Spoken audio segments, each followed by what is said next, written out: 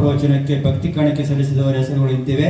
ಇಂದಿನ ತೊಟ್ಟಿಲು ಕಾರ್ಯಕ್ರಮದ ಪ್ರಯುಕ್ತ UM ಪ್ರಕಾಶಯ್ಯ ಸ್ವಾಮಿ ನಿವೃತ್ತ ಶಿಕ್ಷಕರು ಮತ್ತು ಮಕ್ಕಳು ಉಜ್ಜಯಿನಿ ಬೆಳ್ಳಿ ಲಿಂಗದಕಾಯಿ ಉಡುದಾರ ಕಾಲ್ಗಡುಗ ಒಪ್ಪಿಸಿರುತ್ತಾರೆ.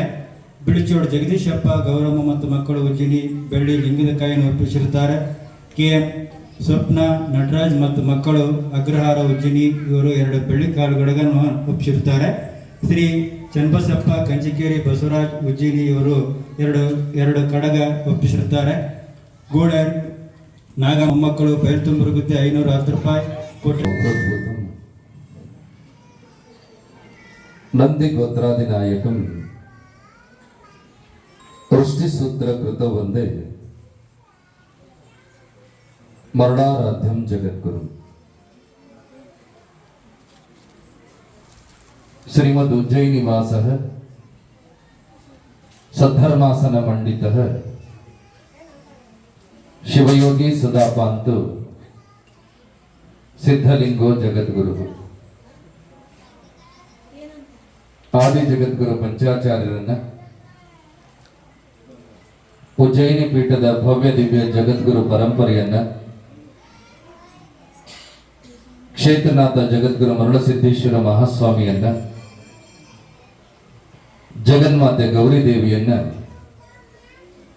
ಮಹಾತಪಸ್ವಿ ಕಾರಣಿಕ ಯುಗ ಪುರುಷ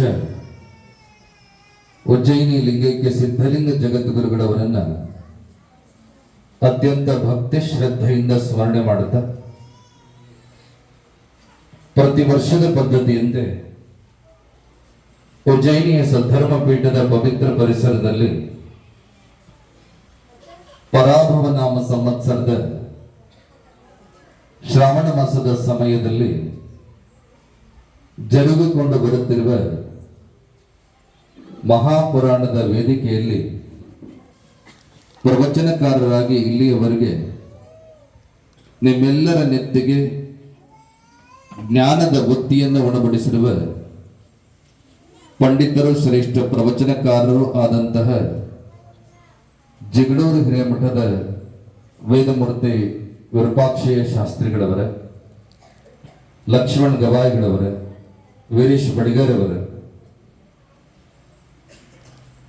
ಪೀಠದ ಪುರೋಹಿತರೇ, ಅರ್ಚಕ ಬಳಗವೇ, ವ್ಯವಸ್ಥಾಪಕರ ಸಿಬ್ಬಂದಿ ಬಳಗವೇ, ಯಾವತ್ತು ಗ್ರಾಮದ ಹಿರಿಯರೇ, ಕಿರಿಯರೇ, ತಾಯಂದಿರೇ, ಮುದ್ದು ಮಕ್ಕಳು ಸೇರಿದಂತ ನಿಮ್ಮೆಲ್ಲರಿಗೂ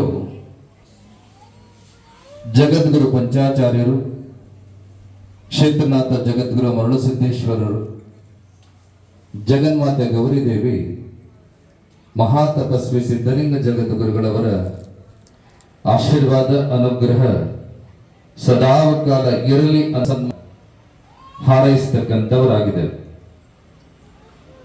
ಇಂದು ನಾಗಪಂಚಮಿಯ ಶುಭ ಸೋಮವಾರದ ಪವಿತ್ರ ಸಂದರ್ಭದಲ್ಲಿ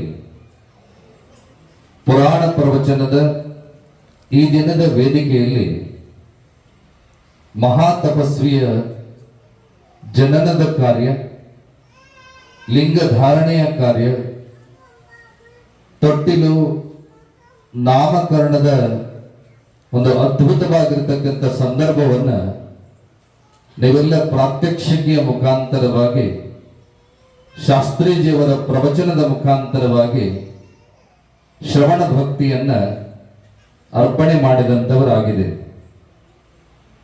ಶಾಸ್ತ್ರೀಜಿಯವರು ಹೇಳಿದರು, ವೀರಶೈವ ಪರಂಪರೆಯಲ್ಲಿ ಹುಟ್ಟುವಂತ ಪ್ರತಿಯೊಬ್ಬ ವ್ಯಕ್ತಿ ಲಿಂಗೋದ್ಭವರಾಗಿಯೇ ಹುಟ್ಟುತ್ತಾರೆ ಅನ್ನುವಂಥದ್ದು. ಇದು ಅತ್ಯಂತ ಸತ್ಯವಾಗಿರುವಂತ ಮಾತು. ರಾಜಗುರು ಗುರುಸ್ವಾಮಿ ಕಲಿಕೇರಿಯವರು ಶ್ರೀ ಶಿವಾಚಾರ್ಯರಿಗೆ ವಂದನೆ, ಜಗದಾಚಾರ್ಯರಿಗೆ ಅಭಿನಂದನೆ ಅನ್ನುವಂತಹ ಪದ್ಯವನ್ನು ಬರೆದಾಗ ಅದರಲ್ಲೊಂದು ಸಾಲು ಬರ್ತದೆ, ಜನನಕ್ಕೆ ಲಿಂಗೋದ್ಭವವೆನ್ನಿರಿ, ಮರಣಕ್ಕೆ ಲಿಂಗೈಕ್ಯವೆಂದೆನ್ನಿರಿ ಎನ್ನುವಂತ ಮಾತು.